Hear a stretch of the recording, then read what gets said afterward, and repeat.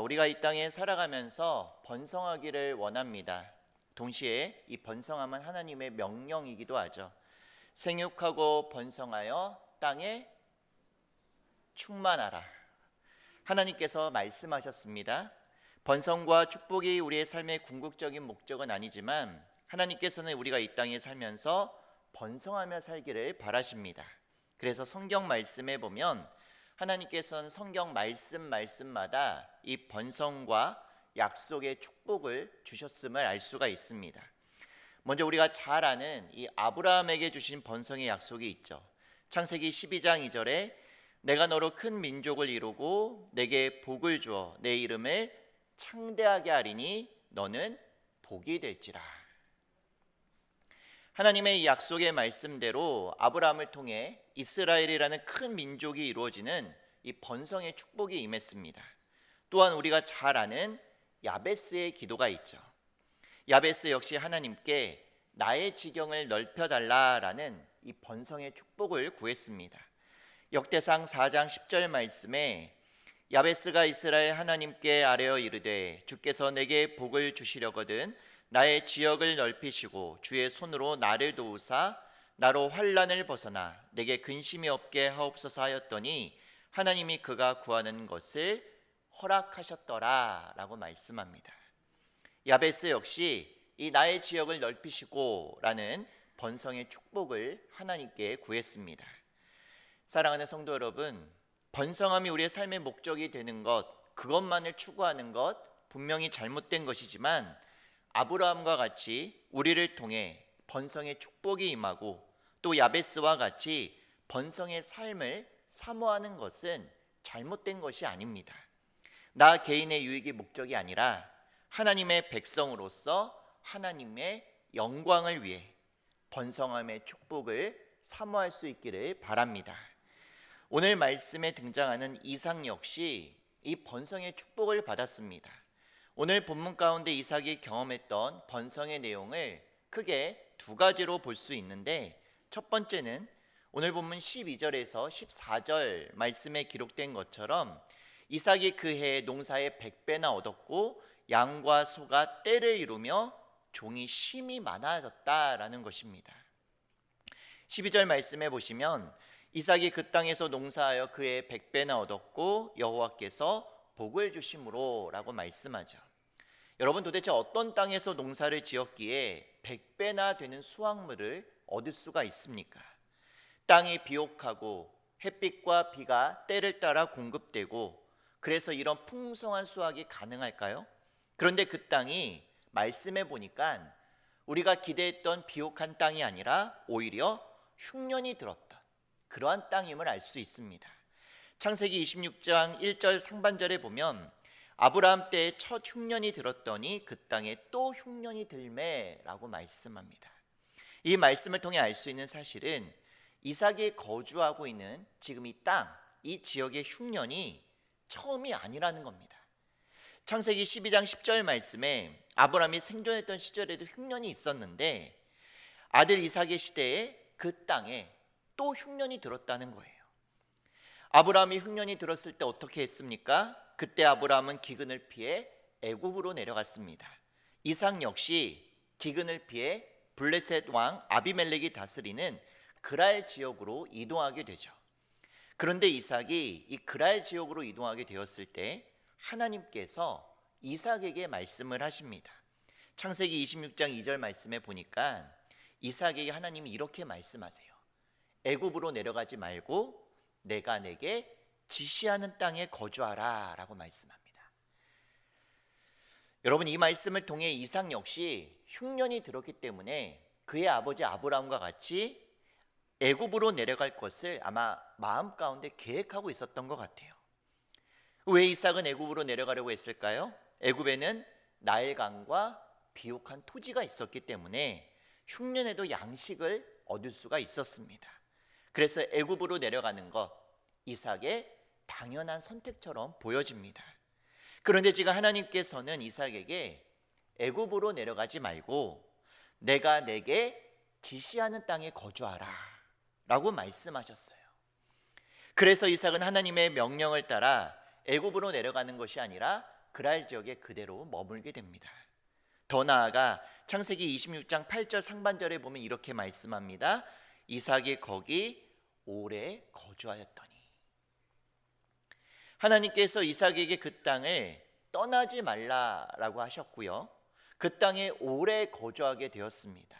그런데 너무나 기가 막히게 결과적으로 이삭에게 번성의 축복이 임하고 그 결과 창대하고 왕성하여 거부가 되었습니다. 또 두 번째 번성의 내용은 22절 말씀에 기록된 것처럼 르호봇이라는 우물을 얻었다는 거예요. 이 여러분, 르호봇의 뜻이 무엇이죠? 장소가 넓은 곳, 넓은 공간이라는 뜻입니다. 즉 그냥 일반적인 우물이 아니라 당시의 네게부 지역에서 꽤 규모가 큰 우물입니다.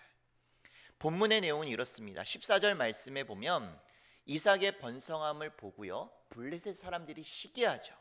블레셋 사람의 입장에서 이방인이었던 이삭이 자신들의 땅에 들어와 살면서 혼자 부자가 된 것, 거부가 된 것이 굉장히 못마땅했습니다. 예를 들어 유명 관광지에 보면 이 사람들이 많아서 그 지역 경제가 굉장히 활성화될 것 같은데 그렇지 않은 경우가 많다고 합니다.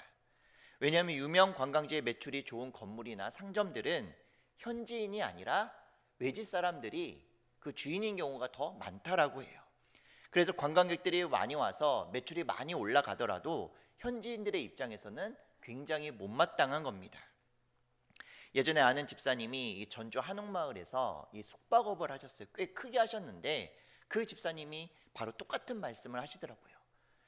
전주의 한옥마을의 연간 관광객이 지금은 모르겠지만 그때 한 1,000만 명 이상 온다고 합니다. 굉장히 많이 오는 거죠. 그래서 집사님한테 집사님 좋으시겠어요? 돈 많이 버셔서? 그랬더니 똑같은 말씀을 하시는 거예요. 목사님 모르시는 말씀이에요. 돈은 현지인들이 아니라 외지인들이 다 벌어갑니다. 이 말씀을 하십니다. 아마 이 블레셋 사람들도 같은 마음이었을 것 같습니다. 그래서 그들은 이삭을 쫓아내기 위해서 이삭이 거주하고 있는 땅의 우물을 막아서 살 수 없게 만들어 버리죠. 그렇게 그랄 땅에서 쫓겨나 그 주변 그랄 곡자기에 장막을 친 이삭이 우물을 찾기 위해서 이삭의 종들이 골짜기를 떠나 샘 근원을 막 찾아다닙니다. 그런데 이번에도 그랄 목자들이 나타나서 그 샘의 소유권을 주장하며 시비를 걸죠. 그러자 이삭은 그 우물의 이름을 뭐라고 하죠? 다툼이라는 뜻의 에색이라고 짓고 다른 곳으로 또 옮겨갑니다. 또 다른 우물을 파게 돼요. 근데 정말 하나님의 은혜로 또 우물 샘이 딱 터진 거예요. 그러자 이번에는 그랄 목자들이 와서 시비를 걸었고 그 우물의 이름을 대적함이라는 뜻의 신나라고 짓고요, 다른 곳으로 옮겨 또 우물을 파게 됩니다. 그런데 또 하나님의 은혜로 또 샘 근원이 터지게 되었습니다. 세 번째 우물을 얻게 되었는데 더 이상 그랄 목자들이 시비를 걸지 않게 되었고요, 이삭은 그 우물의 이름을 뭐라고 지었다고요? 르호봇이라고 하면서 여호와께서 우리를 위해서 넓게 하셨다라는 뜻의 우물을 발견하게 되었습니다.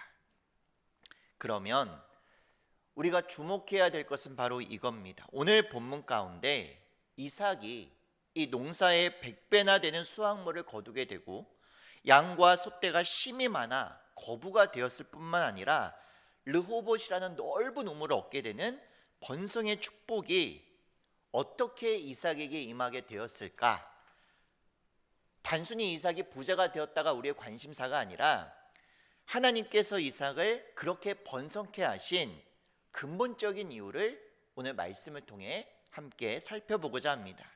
우리는 오늘 말씀을 통해서 두 가지 이유를 살펴볼 수가 있는데요. 먼저는 그는 하나님의 말씀에 순종했기 때문입니다. 아이고 목사님, 이삭이 하나님께 순종했다라는 또 당연한 말씀을 하시는군요. 뭐 이렇게 우리 성도님들 속으로 생각할 수 있지만 이삭의 상황, 오늘 본문의 상황을 보면요, 이삭이 그렇게 쉽게 순종할 수 있는 상황이 결코 아니었습니다. 우리가 위에서 보았던 말씀대로 이삭이 거주하는 땅에 흉년이 들었죠. 그런데 그 땅은 과거에 아버지 아브라함 때에도 흉년이 들었던 땅이었습니다. 인간의 눈으로 볼 때 그 땅이 여러분 축복의 땅입니까? 축복의 땅이 아닙니까? 축복의 땅이 아니에요. 저주의 땅이고 죽음의 땅입니다. 여러분 생각해 보십시오. 반복적으로 흉년이 든 그 땅에서 사람이 어떻게 살 수 있나요? 반복적으로 자연재해가 일어나는 그 땅에서 우리가 어떻게 삶을 이어갈 수가 있겠습니까? 당연히 풍요의 상징인 애굽으로 내려가는 것이 맞습니다. 그러나 하나님의 말씀은 정반대였죠. 애굽으로 내려가지 말라라고 말씀하셨습니다. 하나님께서 지시하실 땅을 명하실 때까지 그 고통과 배고픔의 자리에서 계속 머물라라고 말씀하셨어요. 언제까지라는 기한도 정해주지 않으셨습니다. 그러면 그 기간이라도 짧게 해주셔야죠. 하나님께서는 애굽으로 내려가지 말고 그 땅에 머물라고 하셨으면 그 고통을 빨리 끝내주셔야죠. 그렇다고 이삭이 그 땅에 머무는 기간이 짧았습니까? 창세기 22장 8절 말씀에서 보았듯이 이삭은 그 땅에서 오래 거주했어요. 다시 말해 이삭에게 고통의 시간이 너무 길었습니다. 배고픔과 인내의 시간도 결코 짧지 않았습니다. 그럼에도 불구하고 이삭은 하나님께서 말씀하신 대로 애굽으로 내려가지 않고 흉년이 든 그 땅에 머물며 하나님의 약속의 때를 기다렸어요.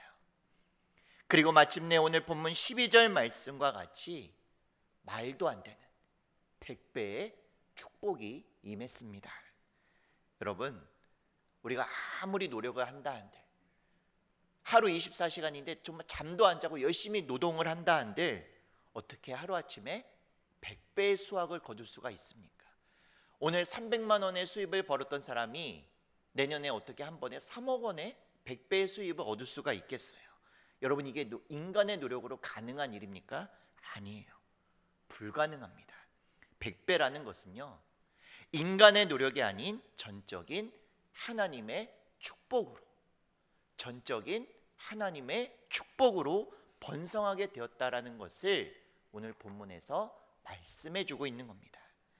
사랑하는 성도 여러분, 창세기 26장 1절 말씀 어떻게 시작하고 있나요? 흉년으로 시작했습니다. 아브라함 때 첫 흉년이 들었더니 그 땅에 또 흉년이 들매라고 본문은 시작하고 있어요. 그러나 오늘 본문의 시작은 흉년이 아니라 대풍년, 인간의 노력으로 절대 얻을 수 없는 100배의 축복이 임했다라고 말씀이 시작되고 있습니다. 무엇이 흉년으로 시작했던 그 땅을, 그들의 인생을 100배의 축복으로 변화시켜 주었습니까? 그것은 단 하나, 오직 하나님의 말씀에 대한 순종이었습니다. 고통의 상황에서도 하나님의 말씀에 순종한 이삭과 하나님은 동행하셨고요, 그를 축복해 주신 겁니다. 사무엘상 15장 22절에 사무엘이 이르되 여호와께서 번제와 다른 제사를 그의 목소리를 청종하는 것을 좋아하심같이 좋아하시겠나이까? 순종이 제사보다 낫고 듣는 것이 순양의 기름보다 나으니라고 말씀하세요. 사랑하는 성도 여러분, 우리가 하나님의 말씀에 한번 순종하면 하나님께서는 그 순간에만 우리에게 번성의 축복을 주실까요? 아닙니다. 하나님께서 우리의 순종을 얼마나 기뻐하시냐면, 내가 하나님께 그 한 번의 순종함으로 나아가면 하나님께서는 그 한 번의 순종을요 두고 기억을 하십니다. 그리고 그 한 번의 순종으로 인해서 하나님 너무 기뻐하셔서 우리의 삶의 모든 매 삶의 순간순간마다 번성의 축복을 우리에게 허락해 주세요. 그래서 내가 지금 어디에 있는지가 중요하지 않습니다. 흉년이 든 땅이라도 중요하지 않다라는 거예요. 내가 지금 무엇을 하고 있는지도 중요하지 않아요. 이삭과 같이 순종할 수 없는 상황에 있음에도 불구하고 지금 내가 하나님의 말씀에 순종함으로 나아가고 있는지가 바로 우리의 삶이, 우리의 인생이 번성케 되는 근본적인 이유입니다. 혹 이 자리에 앉아 계신 우리 청북교회 성도님들 중에 하나님께서 계속해서 순종할 수 없는 상황임에도 불구하고 계속 나에게 순종해라, 순종해라 라고 말씀하시는 그 말씀을 듣고 있는 분이 이 자리에 있으시다면 오늘 이 시간 순종하기로 결단할 수 있기를 바랍니다. 우리가 순종하기로 결단할 때 하나님께서는 감당할 수 있는 힘과 능력을 주시고 환경을 주장해 주시며 예비하신 100배의 축복, 그 번성의 축복을 우리에게 허락해 주실 것입니다. 바라기는 삶의 환경과 상황을 보고 판단하는 것이 아니라 하나님의 말씀에 귀 기울이며 말씀하신 대로 순종하며 나아갈 수 있는 우리의 믿음이 될 수 있기를 바랍니다. 두 번째 이유는 이겁니다. 그는 다투지 않았습니다. 위에서도 보았지만 이삭은 두 번이나 우물을 발견했습니다. 근데 그랄 목자들의 시비와 우격다짐으로 인해서 우물을 두 번 다 빼앗겼어요. 그러면 여러분, 당시에 그 우물이 너무나 흔한 것이어서 이삭이 그렇게 쿨하게 양보를 해도 괜찮은 그런 문제였을까요? 아닙니다. 팔레스타인 지방은 강수량이 적어요. 물이 아주 귀합니다. 그래서 물을 보관하는 시설도 굉장히 중요했기 때문에 도시나 들판마다 이 우물이 다 형성이 되어 있습니다. 들판에 형성된 우물의 목적은 목축을 위한 그런 목적이었습니다. 그런데 이 목축을 하기 위해서는 양과 소들을 데리고 어떻게 해야 되죠? 계속 이동을 해야 돼요. 근데 이동을 할 때마다 모든 들판에 다 우물이 있던 것이 아니었어요. 우물이 없는 곳은 직접 우물을 파서 그 샘의 근원을 얻어야 했던 거죠. 그런데 당시에 우물을 손쉽게 팔 수 있는 장비, 중장비 같은 것들이 뭐가 있었겠습니까? 그래서 우물을 파는 것도 쉬운 일이 아니었고, 또 우물을 판다고 해서 항상 이렇게 물이 솟아나는 것도 아니었습니다. 그래서 오늘 그랄 목자들이 보였던 행동과 같이 힘들게 누군가가 우물을 파서 물을 얻게 되면 그것들을 강제로 빼앗게 되는 그런 일들이 빈번하게 일어났다라는 거죠. 더군다나 지금 이삭의 상황이 여유롭게 양보할 만한 상황이 아니었던 것이 14절 말씀을 보십시오. 그에게는 뭐가 있죠? 수많은 양과 소가 떼를 이루고 있습니다. 그것뿐인가요? 많은 종들이 그와 함께 있습니다. 당장 이들이 먹을 물이 절실한 상황이에요. 두 번이나 이삭이 그렇게 쿨하게 양보할 만큼 여유로운 상황이 아니었다라는 것이죠. 여러분, 생존과 직결된 문제를 누가 쉽게 그렇게 쿨하게 양보할 수 있습니까? 그런데 이런 절실한 상황에서 어떻게 이삭이 다투지 않았을까? 본문을 묵상하면서 굉장히 궁금증이 생겼습니다. 여기서 두 가지 측면을 우리가 살펴볼 수 있습니다.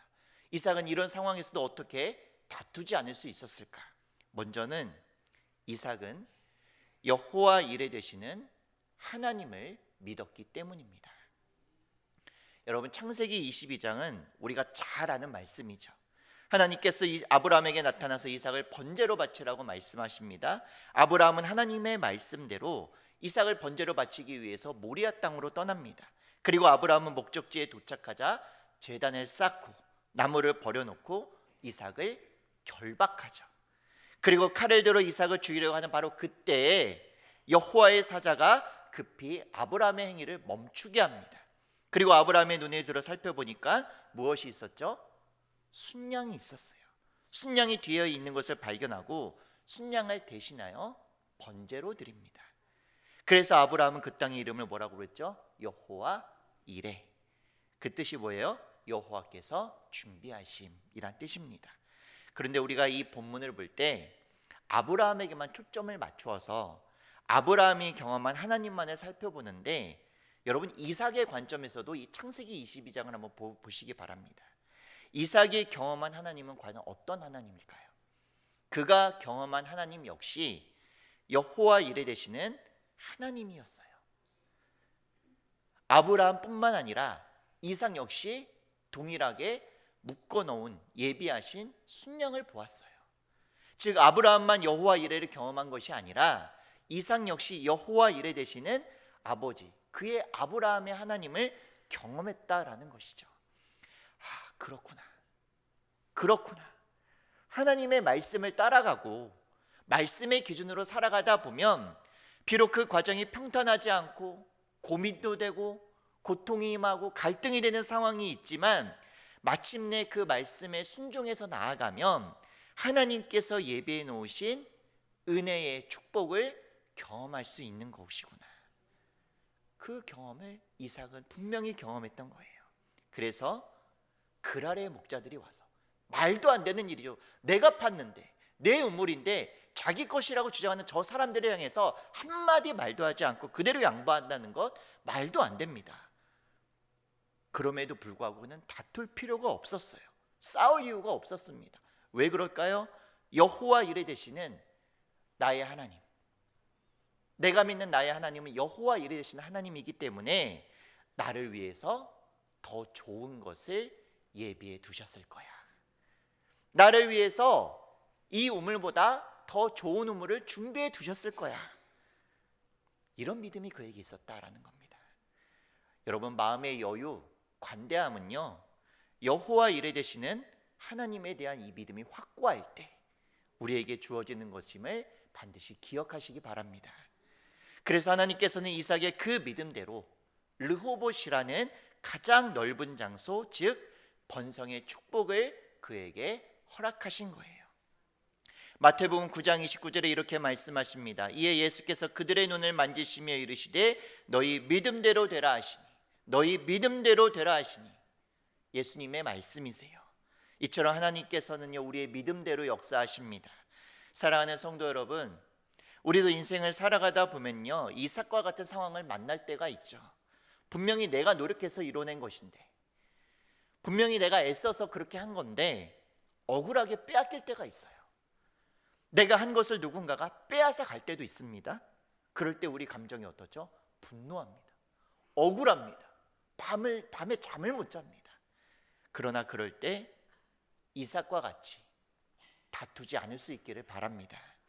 그럴 때 우리가 구해야 할 것은요, 오직 여호와 이레 되시는 하나님을 내가 신뢰하게 해주십시오라고 기도하는 거예요.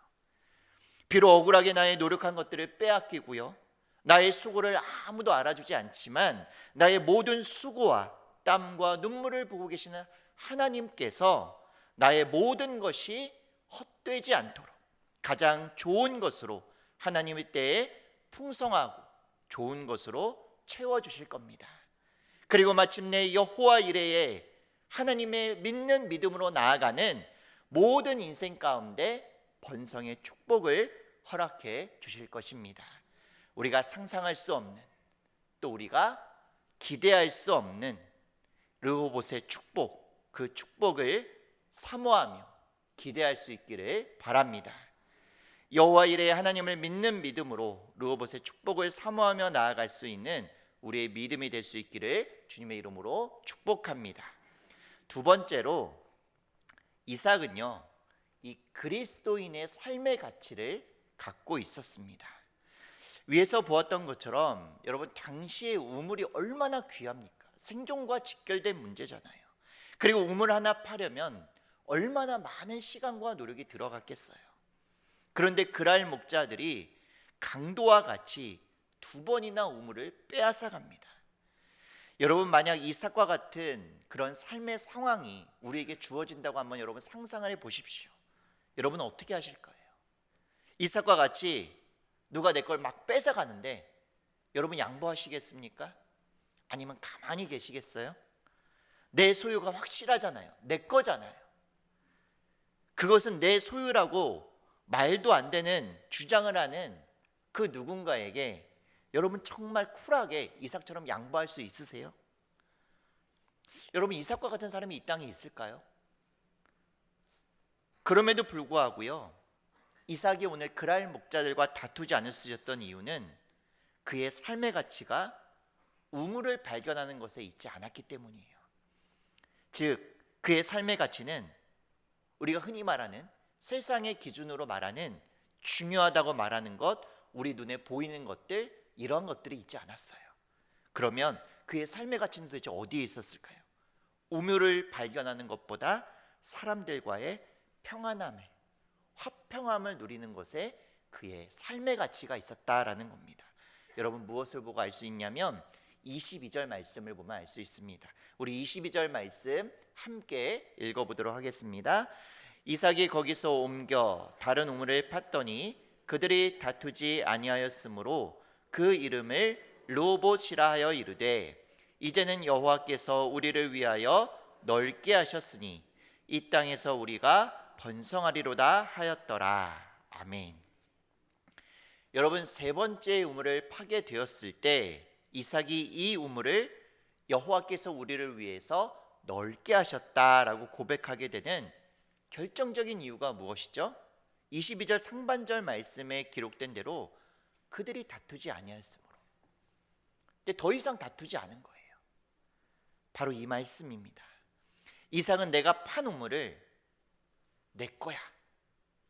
난 절대로 빼앗기지 않겠어. 내 것을 나는 꼭 쟁취하고 말겠어. 이런 세상의 기준, 눈에 보이는 것을 중요하게 생각했던 인생이 아니라 그 상황 가운데 관계를, 눈에 보이지 않는 가치를 더 중요하게 여긴 거예요. 그래서 화평과 화목함의 가치를 더 잘 지켰던 것입니다. 그래서 첫 번째 우물을 팠지만 다툼이 있게 되자 그는 과감히 포기했던 거예요. 하나님이 우리에게 주신 화평, 평화, 화목함을 잃는 것보다 내가 우물을 빼앗기는 게 낫겠구나. 그게 그의 인생의 가치였어요. 두 번째 우물 역시 마찬가지입니다. 얼마나 어렵게 팠겠습니까? 그럼에도 다툼이 있게 되자 그는 굳이 그 우물을 취하지 않았어요.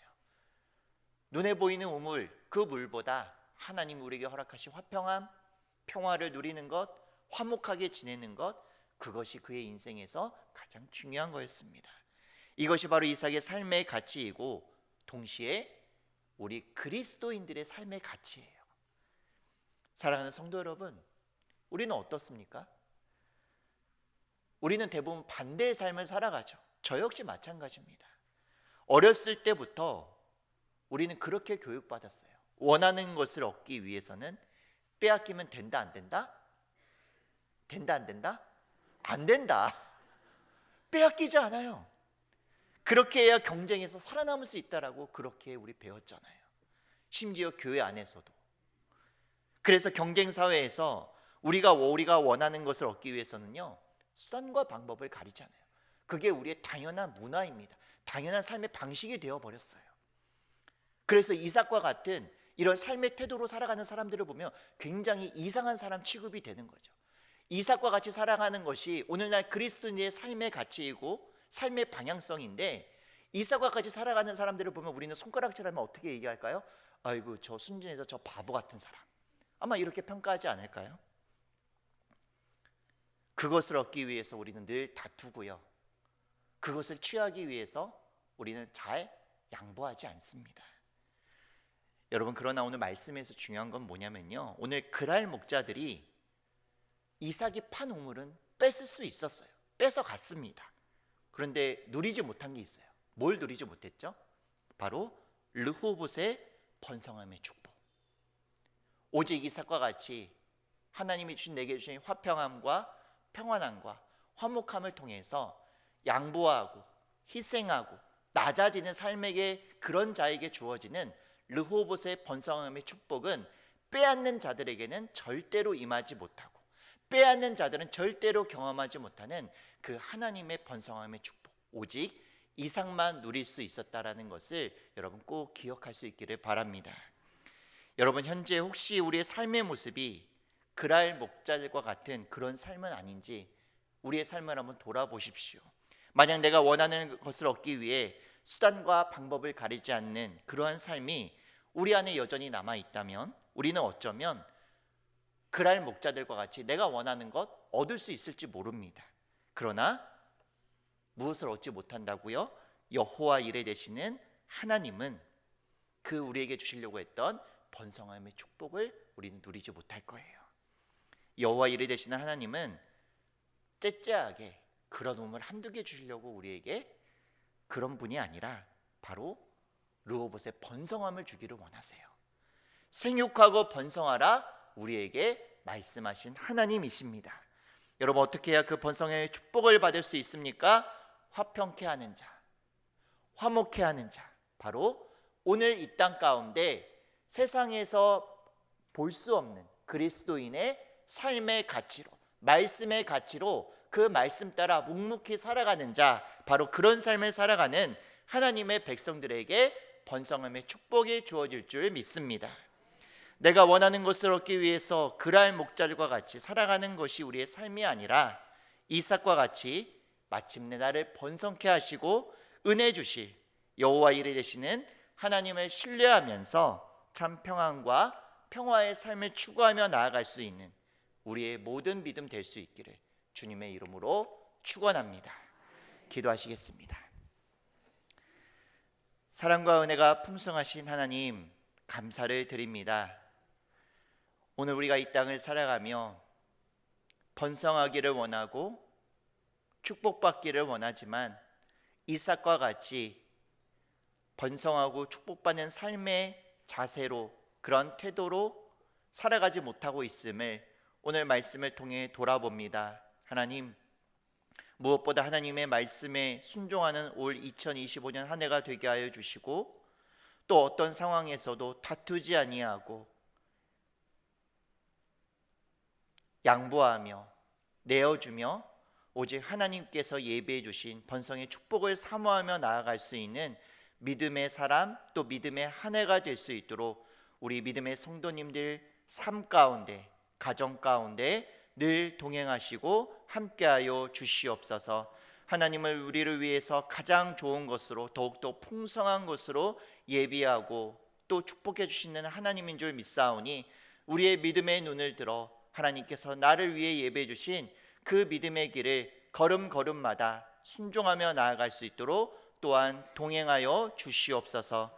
이 시간 주의 거룩한 전에 나올 때 귀한 예물 드린 귀한 손길들 있습니다. 11조 감사헌금, 또 선교헌금, 성전건축, 미래비전, 또 장학, 기타 헌금으로 하나님 앞에 올려드리오니 이 예물 기쁘게 흠양하여 주시고 하나님 나라 위에 귀하게 들어 사용하여 주시며 하나님 나라 위에 힘쓰는 모든 손길과 가정들에게 하늘의 신령한 것과 땅에 기름진 축복으로 늘 풍성하게 채워 주시옵소서.